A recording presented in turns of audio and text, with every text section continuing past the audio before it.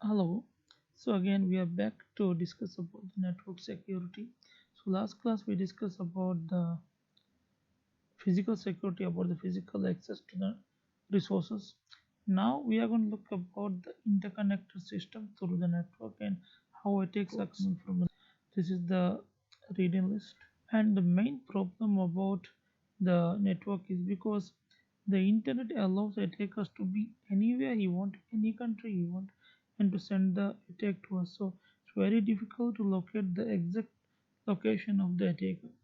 And vulnerability means that's the weakness in our system. So the attacker will need to identify only one weakness to get access to the resources to attack us. So type of hacking network phase one, which is the reconnaissance like physical break or dumpster driving, Google websites or social engineering today very common.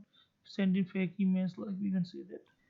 Scanning scanning is also there are some tools that help us to scan the packets, the messages that's going in a wireless or wired network even. So we have war driving or war dialing and network mapping. The most important and common thing is vulnerability scanning tools are available freely in internet, so anyone can download it the network. So some passive attacks types. One is the eavesdropping. Listen to the packets from other parts. So other people are sending messages to their relatives or their colleagues. So the eavesdropping means we are listening to the messages how they send and what are those messages. Traffic analysis about the unusual or spikes in the network. We can identify that. Is a footprint test to determine a software installed on the system or network mappings. Basically, the difference between the network attacks and system attacks. Network attacks comes under like sniffing, eavesdropping, or IPs, address spoofing, or session hijacking. Session hijacking means like from a client to a server, we do exchange some authentication like IDs, and once we make sure that is the correct client, and then we'll make a connection to send the messages. So these sessions is hijacked by other parties and the information on the password and things will be misused. But when it comes to system attacks, we have buffer overflow, password cracking, SQL injections, or other tools. So denial of service means stopping a service by flooding it, okay, and masquerading means pretending to be someone else, and we have message modification and packet replace. So it means a past packet will be transmitted again and again in order to gain to it. So man in the middle attack. This is in network terms where very commonly seen type means we have third party person in the middle that plays the authentication or other other things that they will capture the information and he will do. SQL conjunction means we are deliberately trying to input some invalid information to the database. So these are some of the examples of the queries. So we are just directly injecting whatever the information we want to it. So echo the password or see the password like we insert in our own passwords. Later we can like get databases. So this is the like time taken to guess on the brute force algorithm. Brute force means this algorithm that guess the password of the user, like ABC, ABC1, ABC2, like that. It will take multiple entries, and if the password match, then it will notify, okay, this is the password of the user. So if you use a strong password, it may take like from hours to years to identify passwords. So some users use backdoors like another hidden user password to get access to that. So botnets, like those are not real people. Bots are programs that works according to the orders of the masters. We have spywares, adwares, or like other Trojan also that plays a botnets like all looks the same. And all of these botnets will be actually attacking as per their. So denial or distributed service, distributed denial service means like in multiple locations we are attacking one person. So it will be very difficult to actually identify where the attacker is. Questions for go through. So networks security defense. is the multiple layers. So as I said in our previous class in the physical security, we have to go through with multiple layers. A border layer, perimeter firewalls, internal firewalls, and use some softwares like intrusion detection systems. On top of that, we have policies, procedures, audits, authentication, and access control. So computer for threat against attackers like application must be turned on, firewall must be turned on, security configuration must be hit. So this is the attack in the network through the internet connected with the border firewalls, and then we have our private net filters. So a firewall basically has three types of filters. One is the route filter, verify the source and destinations. Then packet filters, look for the headers of the packets, disregard all the like suspicious packets. Content filters do scan inside the packets and the contents. So all kind of requests, whether it's a illegal desktop address, web request, HTTP request, email response, everything will first hit the firewall, and then it will come to the user. Firewall configurations, we have terminals, firewall host, and terminals. Basically, we have the router packet filtering or stateful inspection. Router attack, just it will be like packet will be just looking the single packet by packet, and stateful means it's more into in-depth because look about the state written in the firewall memory, right? There's a small buffer into that. Then we have the circuit level firewall. So each packet will be terminated, session will be terminated. Alright, so it will actually work like a proxy, a middle person. Application level firewalls. So this packet session terminated and recreated via the proxies. So application level means we have small software that gives us what traffic to allow, what traffic to actually deny, so we can manage it. Then we have the multi-home firewalls, so we can have different segregations of network inside one house. So routing the rules based on the policies, we can write the rules, we can protect the network with the network filter capabilities and path of logical access.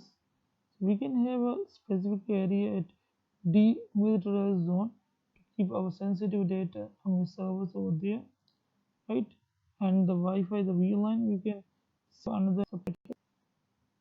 So this is the service application book. This is the network diagram about the DMZ zone, right? And we kept the external DNS server, email, public web server, and then we have the firewall again to come up with the internal. So when it comes to the intrusion detection systems, we have two types. One is the network IDs and the one is host IDs. Network IDs examines basically the packets and find the worms, viruses, and warn the administrator. Okay, this kind of attack is going on. But host-based IDs means examine the actions or resources for the attacks, recognize unusual or inappropriate behaviors, and detect modifications. So ID is some statistical based or neural based IDs. We can give some reports. Okay, it can be used as a monitoring tool actually. So who is trying to access to what data which is unauthorized? It can give alarms, give SMS or email to you.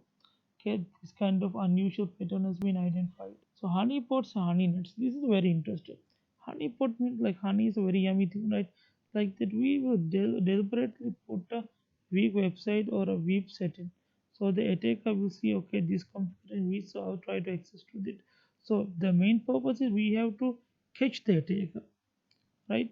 So something like our real website, but we just keep a loose security, so we can look where the attackers are coming.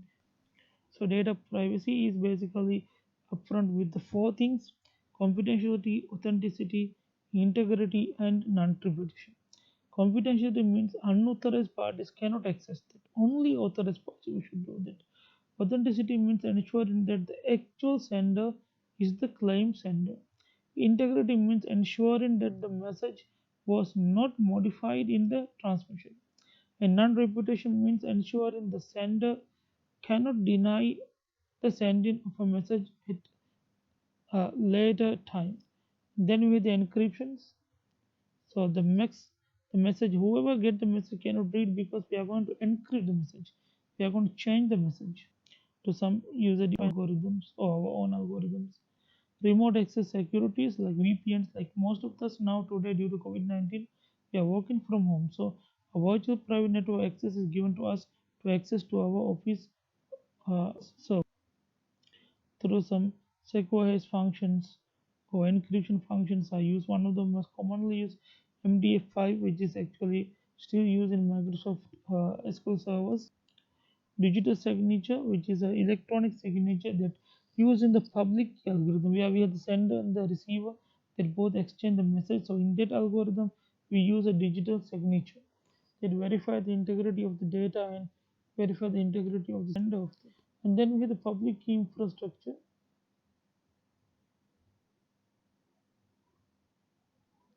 So we have the Tom and Sue like sending the messages. Then we have the network access servers that the client and the servers will be client will be calling for authentication, server will be called back in and we'll have a connection. So web-based security basically comes with SQL filtering and encryption of the transmission of messages and some web protocols. Vulnerable assessment is very important because we have scanned the servers, workstations, what are the weak points, or what are the things we need to update. And one of the example things is penetration testing. This is the service application board. The summary of the network controls. In the network security techniques, we have encryptions, VPNs, securization, digital signatures. But when it comes to network production devices, we have firewalls, proxy servers, DMZ zones, intrusion detection systems, honeypots, and secure protocols like SSLs for secure web, SSH for telnetting. You can questions for you to read. So the attacks can be executed by a young person who has some intelligence in coding, which is playing around, or social engineering, like fooling some person, like pretending that you're calling from bank and getting information of the customer, or logic bomb, or Trojan horses, or phishing attacks. All of there are plenty types of attacks today available. So defenses, of course, we had like firewalls, or we had like other IDS system which can help us in defense. So health first case study, which is an example about the design network security one I used. So like everyone to read about this. So different services and server different diagrams like here. Main internet to the router to the TMZ zone and firewall to the internal